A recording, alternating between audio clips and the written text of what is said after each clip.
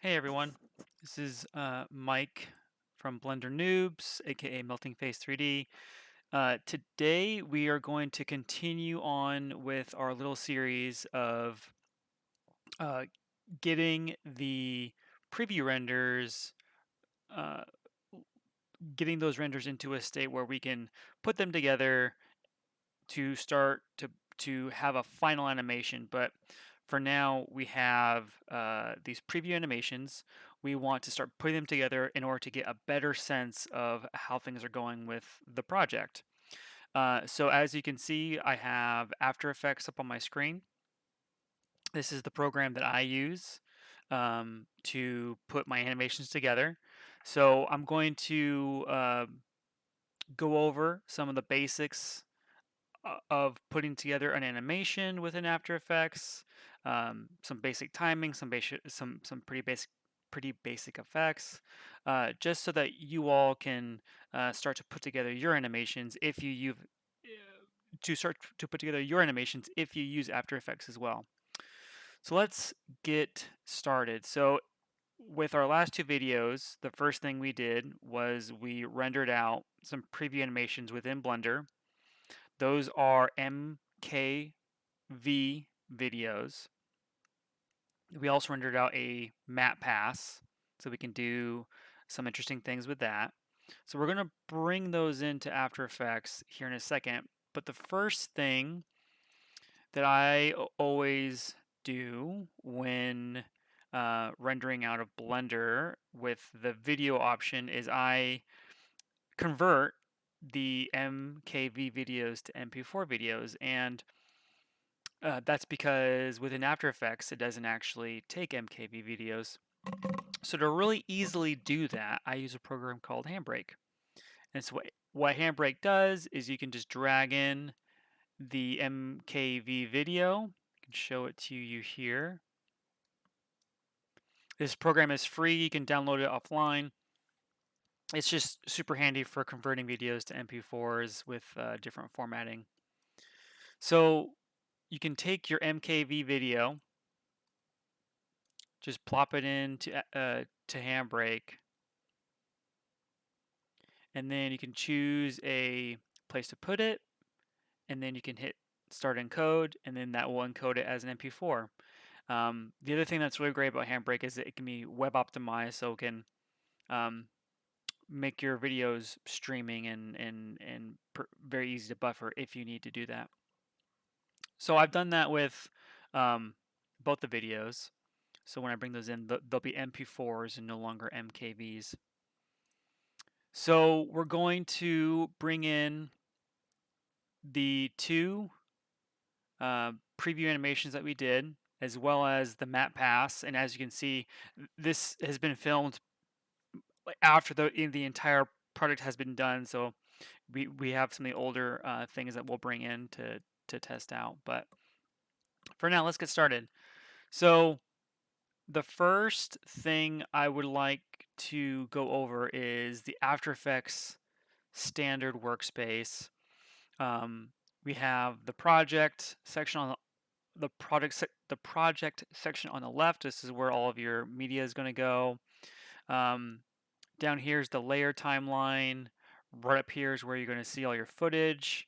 And then on the right, we have any number of little things that we have here. So like the info for the footage we have, like what the RGB values are, the position, keyframes, some of the audio, and like the alignment. So these are all really great things to utilize, and this is what comes standard within After Effects.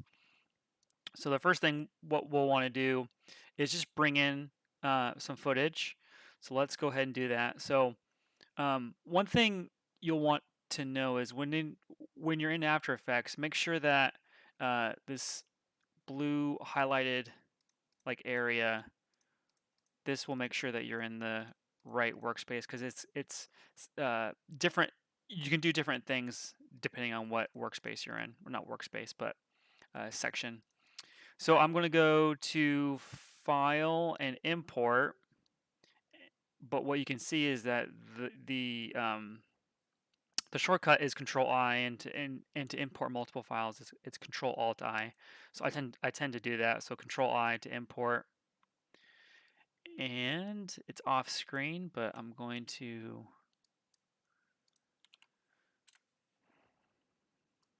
get this. So we're going to import both of these, but I guess we'll do one at a time first.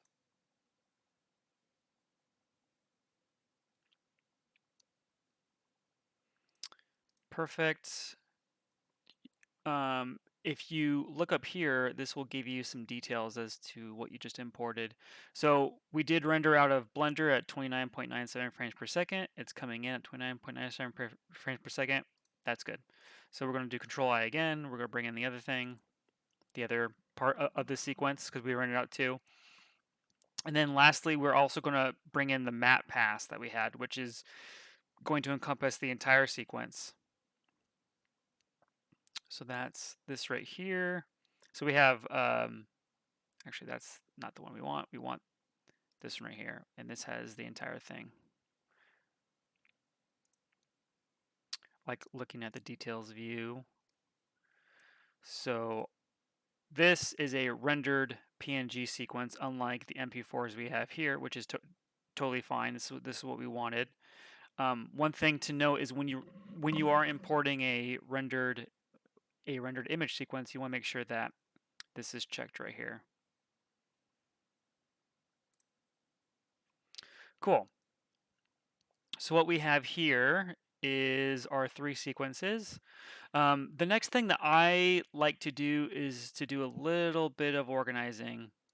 So we have folders and we have compositions. I'm going to create a new folder and call this raw footage.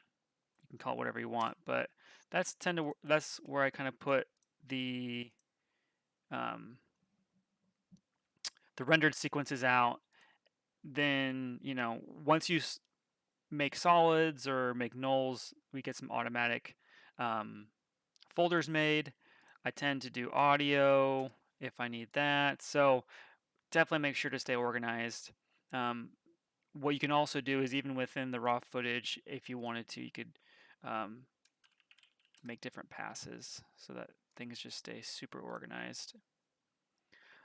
So like I said, this is the standard workspace. I highly recommend once you start getting into the program, definitely make your own workspace. Make this work for you. You can see up here that this is the default workspace. There's also some other standard workspaces that come with it, but then I have my own workspace that that I personally use. One of the big changes is the layer palette is on its own screen, so I have all the layers nice and big, and then I'll do the compositing. So use as much screen real estate as possible. But for now, we'll stay in the standard. But if you do make your own workspace, you can go to this double chevron like arrow here, and you can save your workspace. You can do like edit workspaces, but once you make a new one, you can save it. So, all right, let's begin by, so one of the things you do want to do is make sure that your frames per second is consistent. So you can see here we have 29.97, 29.97, and then this matte pass is actually at 30 frames per second. So there's two things you can do. One of the system settings that you can change is if you go to preferences. So if you typically only use one set of settings, this can help you out. So if you go to your preferences and then you go to import, you can see that the sequence footage comes in at 30 frames per second by default. And this is just the sequence footage. So this is a sequence, this is a sequential file that we brought in. So that's fine, but I do want to make sure that that these match. So I'm actually going to change um, this matte pass to 29.97, and the way to do that pretty quickly is to right click on it and go to interpret footage and then go to main, and then you'll get this dialog box, and I'm going to change this assume frame rate to 29.97. So now when I drag this into the timeline, these two should actually match up to the full length of this, and so we can test that out. So get everything to the appropriate frame rate before making your compositions, but cool. So the next thing is let's make our first composition. So because, let's actually drag this open a little bit. So because this entire composition is going to be essentially these two combined, we can actually make our composition from this one, this rendered frame sequence, because this will essentially be the length. So let's right click and new comp from selection. So there we go. So it makes a new composition, it brings it in, we have the timeline, and then what I typically do again is I make a new folder, I call it comps. I'm actually going to drag that in here. So now this is here, and I'm going to rename it because it has the same name right from the get-go. So I'm going to call this GBA main and M all. I'm just actually going to do that. Cool. So if we scrub through this, we can see this is the matte pass. This background color is, this has been alphaed, so this is just whatever background color. If you want to change this background color, you can go into your main composition here, your main window, and do Control K. That brings up the composition settings. You can see like here's the background color, and then you can get some other things here too, like what the width what the width and height is of your composition, what the preset is, the frame rate. So you can actually change your frame rate within the composition itself here. But if you do that, you do need to redrag in your sequences. So what I'm going to do actually is do a new solid just to get a different background in here, just to get a background. So I'm going to right click, new solid. We'll just call it gray solid. Just do it like right there. Okay, cool. See how so After Effects made a new folder called solids. There's our gray solid. I'm just going to put it behind. Cool. So we have our matte sequence, and we're actually not going to use this right away. We are going to use it, but just not right away. But there's the entire sequence, and it just has it just has the Game Boy. Actually, we're going to turn that off for now. Okay. So the next thing I want to do is I'm actually going to drag in the these renders. So here's the beginning sequence. 100 of oh, this is okay. So yeah, so this is the entire thing.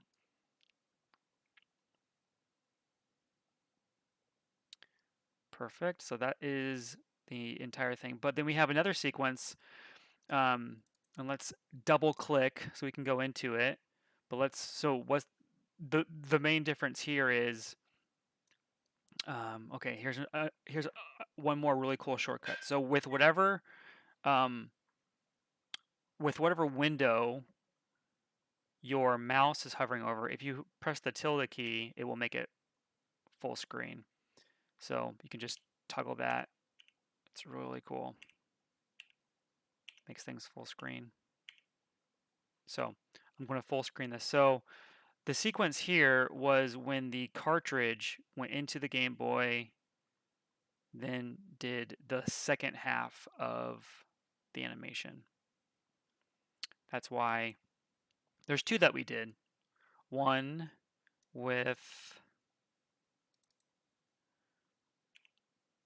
all the games, but then there's no cartridge going in. And then the other starting at frame 280 and then goes to the end where the cartridge goes in. So this is essentially the second half of the sequence, and so we're going to need to cut one into the other. So let's do that now. So we're going to drag in this next one, and so this actually lines up with the very end. So you can see the timeline here.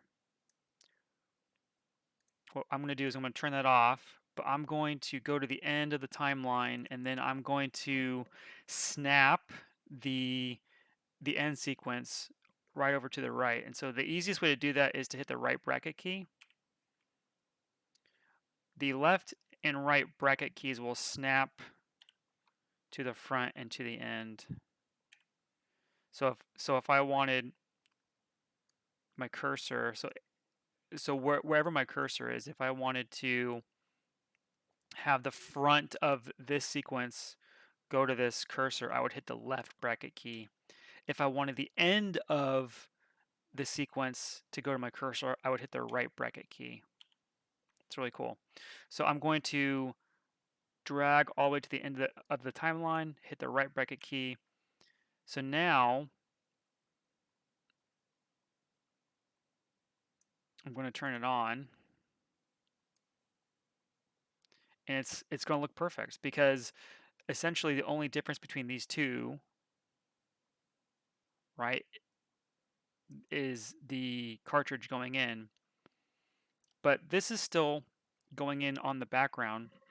So what I want to do is actually visually see where this stuff begins and ends. So this is where you can really start to lay out your timeline to get a really organized composition going, so that then you can start to put some visual effects in there. So one way that I do that visually is I like to put markers right on the layers. So what I'm going to do is I'm going to put a marker right on the end of this, or not on the end, but the beginning of, let me zoom in here. Quick tip, zooming you can do with this little toggle right here, or you can use the Alt key plus scrolling on your mouse wheel. Wherever your cursor is will scroll into it. So really cool stuff. Anyways, what I want to do is put a marker right here to indicate that this is going to start the beginning of the next sequence but end on the other. So to do that, you just hit the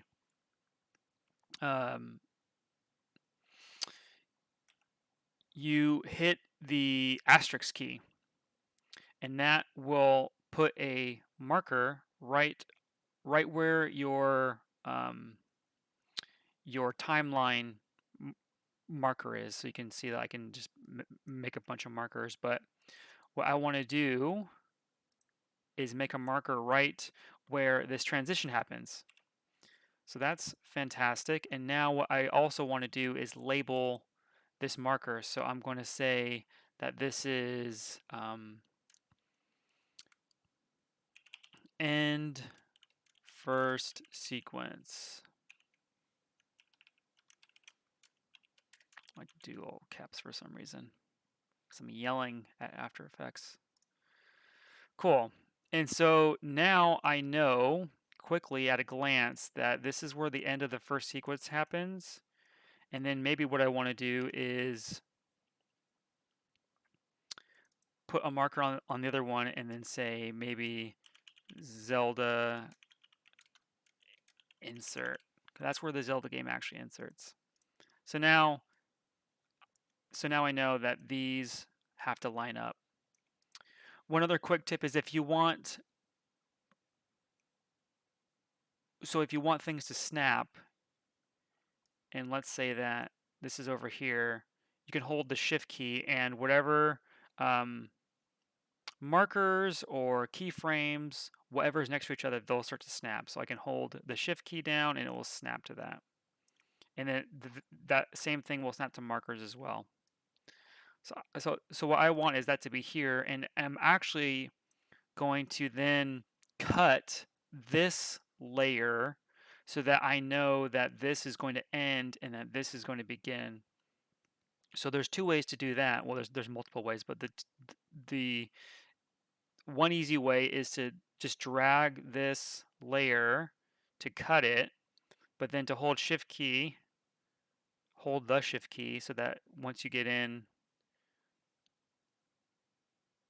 then that will end right where the marker and or the scroll, not the scroll, but the timeline marker will be.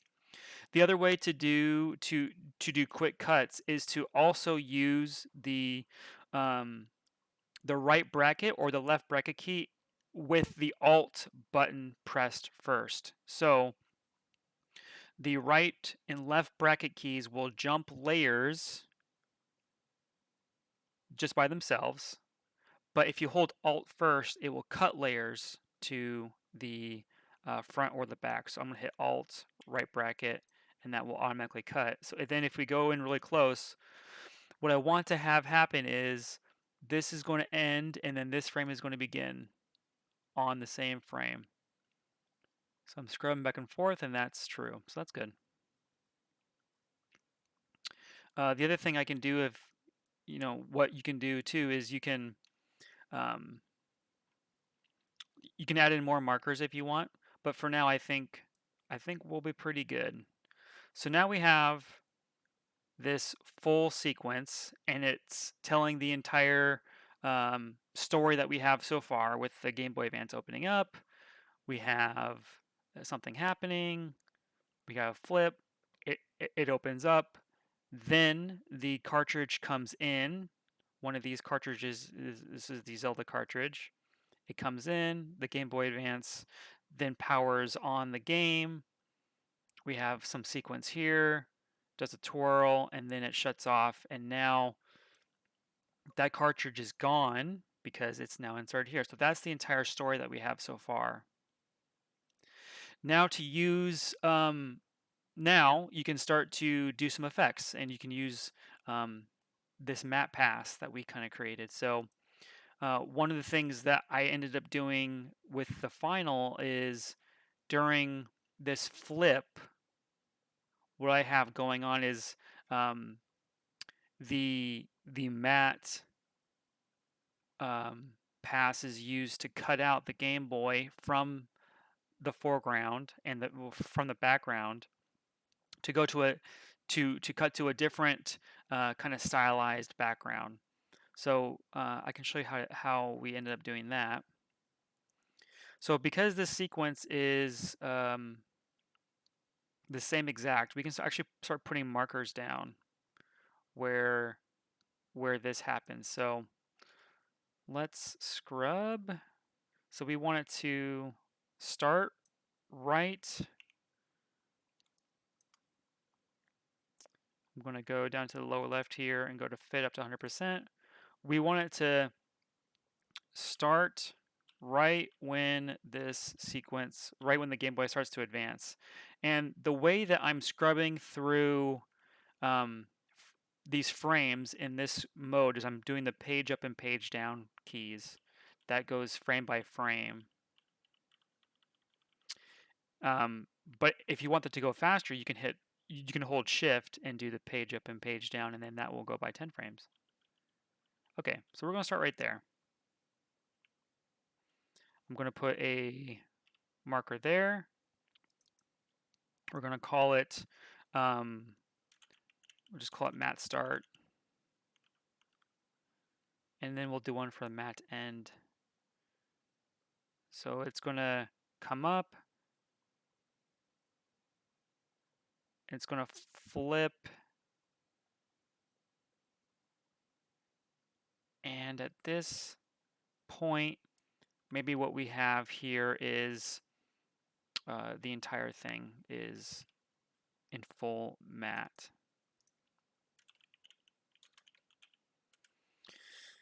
So we'll just have the Game Boy by itself.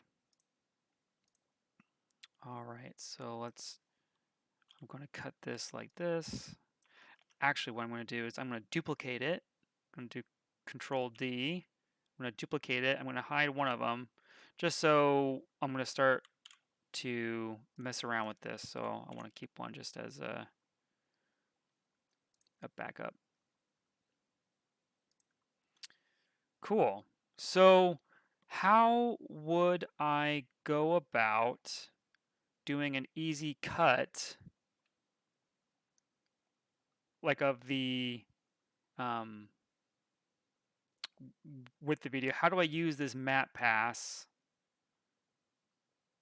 like as a like an alpha to cut it out? So looks like we may have an issue over here, but I think we'll be okay. So let's try. We're going to go back to our main footage. I'm going to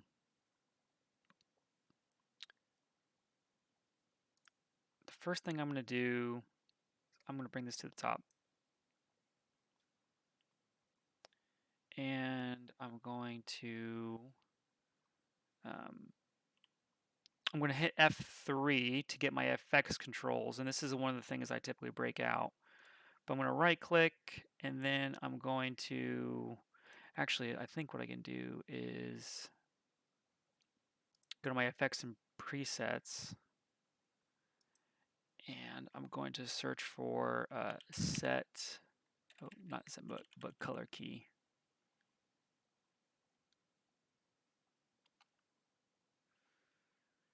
All right, we're going to drag that over here. And then what I'm going to do is let's just turn these off for now.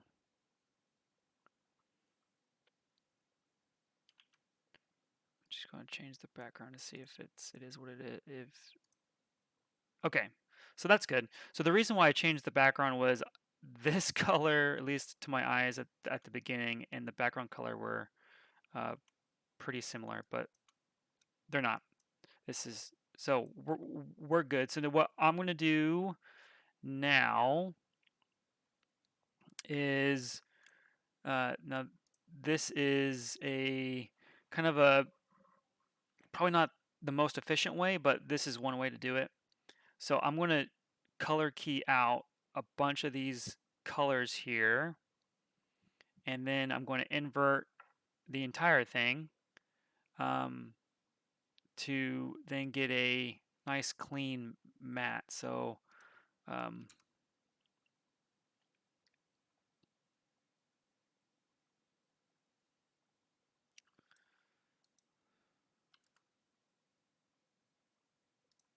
Control D to duplicate.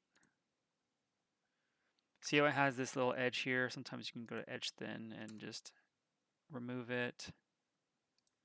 Control D to duplicate. Let's do these buttons here. Nice. Okay. So let's see how this is working out pretty good so far. Let's turn it off, turn it off, turn it off. We actually had two colors here.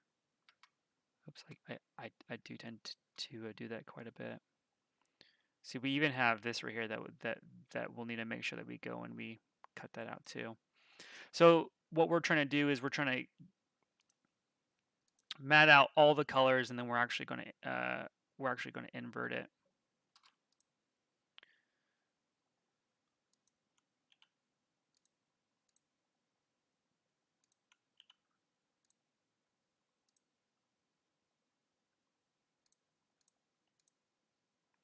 But the reason why this is also good is that you can matte out only certain colors to get other effects, and I do that with the screen later, but let's just go this route for now.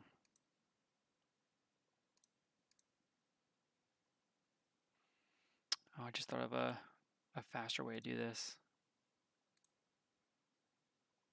So this little lesson actually right here is how to cut out certain areas. Now we see that we actually have nothing, which is actually fine. This is actually what I showed was a really quick way to mat out certain colors.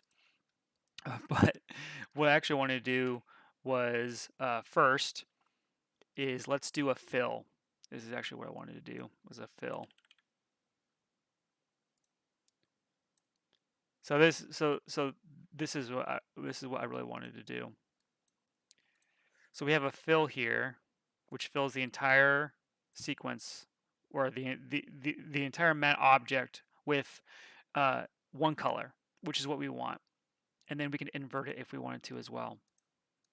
But we don't need to invert it. What we want to do now to utilize this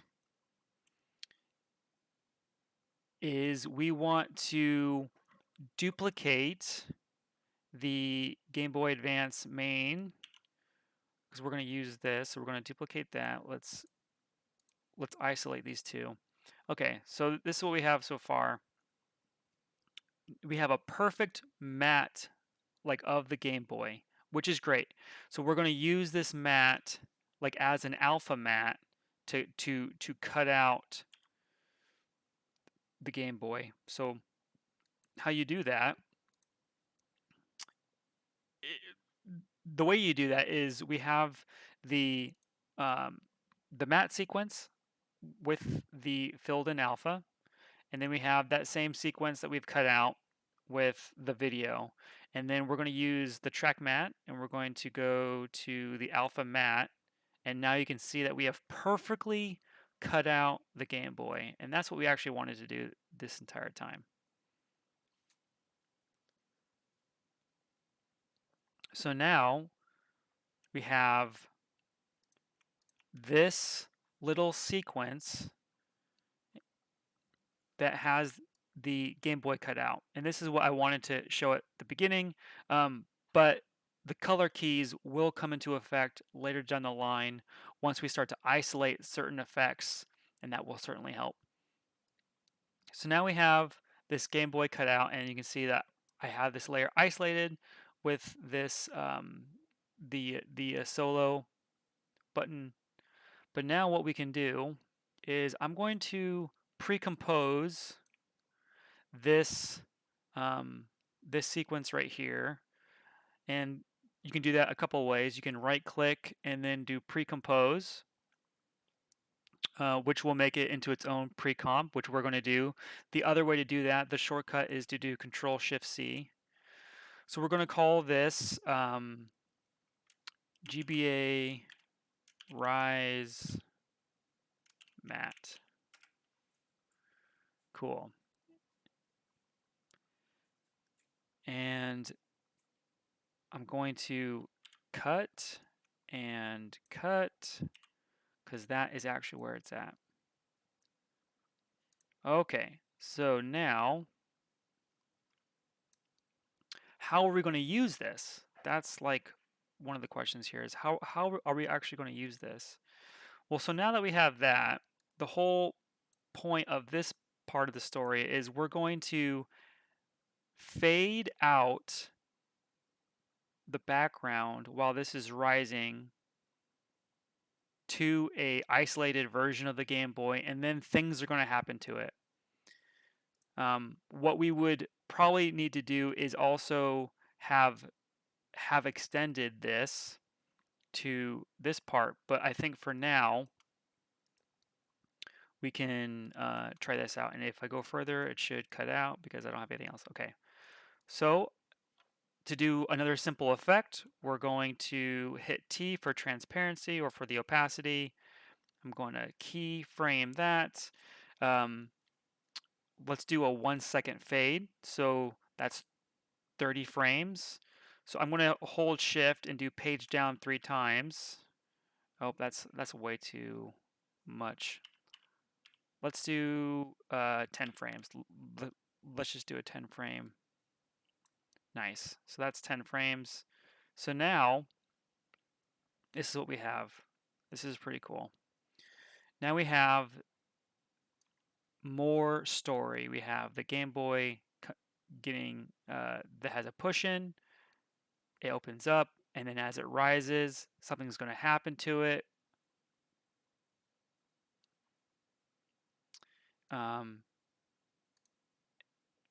we would then need to start to do the same technique that we did, but for the second sequence.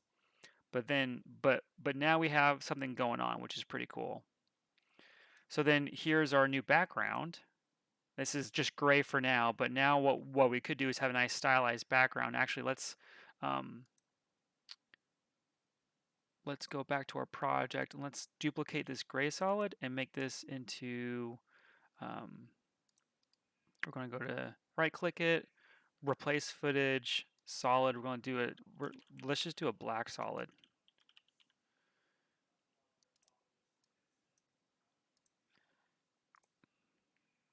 Cool. So we're just going to replace that. And then let's just do this. So now we can really see what's going on. Cool. And then the final thing that we're going to do, just to, so that should pop back on because I haven't done anything with that yet. But we have some effects going. We've done some matting out, which is really cool. So now we can really start to put together this sequence with some additional effects later on. But now we're laying out the entire story before we've done any major rendering. And that is the whole point of why we bring in temporary animations, is so we can start laying out the timing, start laying out the audio, start laying out all these things without much time to do big renders, to do long sequences. We can get a lot done with very, very little, so that once the time comes to do some final rendering, we'll have all of this work already done. So that is the whole point of bringing things into After Effects as temporary animations, to then do a self-critique, to bring things together so that you can show your art manager, but not have a whole lot of time invested into rendering and things not working right. So that's the whole point of what we're doing here. So I hope this video has helped. In the next video, what we'll do is we will finish up putting together this basic animation, do a preview render of this composited sequence, uh, and then do a self-critique. So I hope that this has been informative, and let me know in the comments if you'd like to see some additional features and some cool effects within After Effects. All right.